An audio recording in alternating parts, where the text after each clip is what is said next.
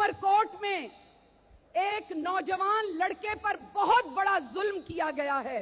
तौबा इस्तिगफार। उमरकोट के अंदर चच्चा के बेटे ने अपने हाथों से लड़के की दिन काट डाली, और जब मैंने मुतासरा की वीडियो देखी तो ज्यादती के बाद भी वो रो नहीं रहा था बल्कि हंस रहा था। उस इस्माइल लड़के की हिम्मत देखो, उसको पता भी चल गया मेरी मौत आ गई है, लेकिन फिर भी मुझे ना हक शहीद किया गया है, इंसाफ दो। वहां खड़े बेगैरत लोग इस बेचारे की मौत का तमाशा देखते रहे हैंगा। उनका हक था सब लोग उसके कातिल को पकड़ते और बेचारे इस्माइल की जान बचा लेते ना।